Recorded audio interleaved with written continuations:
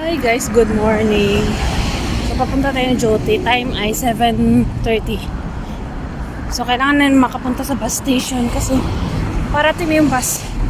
Naglipat na pala ako ng room.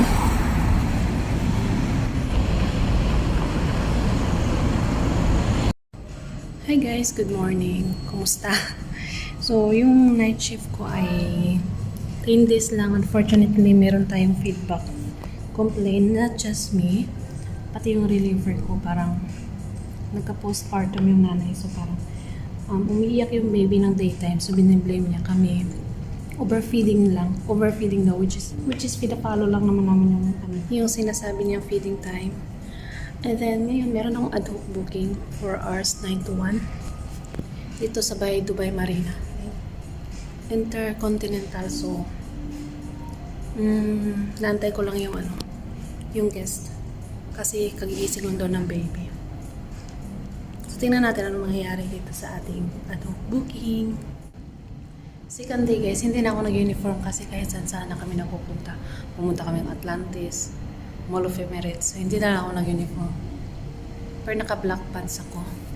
And then, hanggang Monday ako dito. So, ngayon ay Saturday.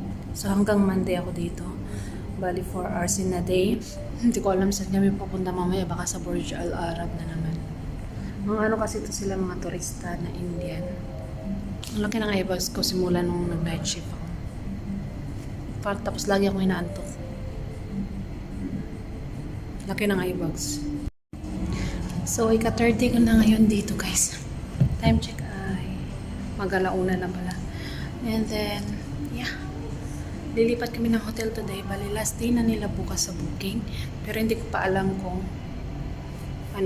mag-extend sila kasi pupunta silang Abu Dhabi. So,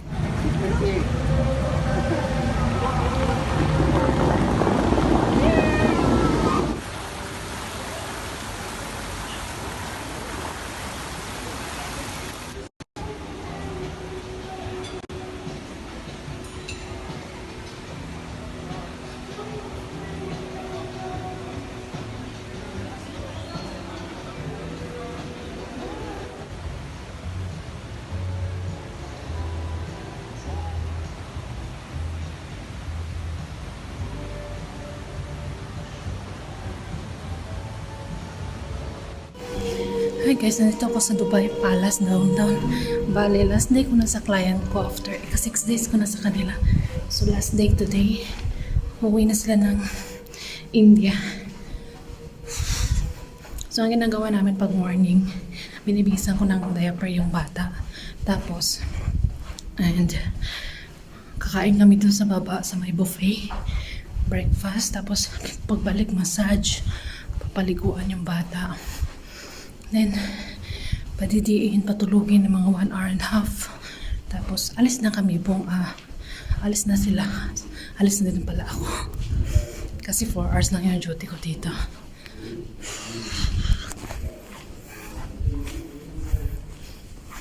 So, time check 11:30 and then, time na para mag-massage. Kakatapos ko lang maghugas ng bata.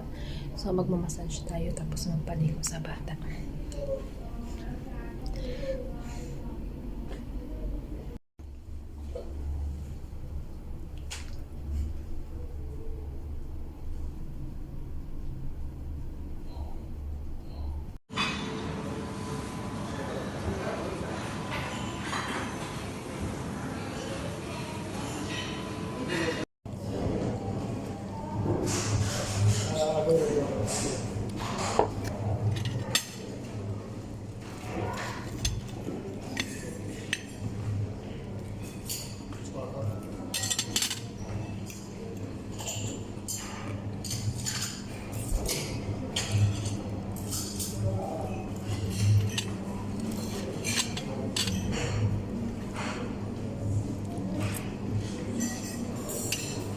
So, yun guys. Tapos na ako sa aking duty dun sa client. So, bali from Saturday, Sunday, Monday, Tuesday, Wednesday, Thursday.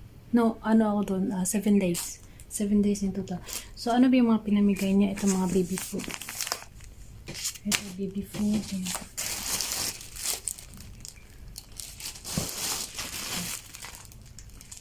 aking baby food. Tsaka white wine. Tsaka ito. Mga SIM, 3 SIM. So guys, kung napapansin nyo, bago na yung room ko, naglipat kasi ako ng room. Yun lang guys. Kung magkano pa yung nakanatip ko sa kanila, medyo okay lang. Nakatip naman tayo. Yun lang guys. Thank you for watching. Don't forget to like, share, and subscribe, and comment down below for more katanungan.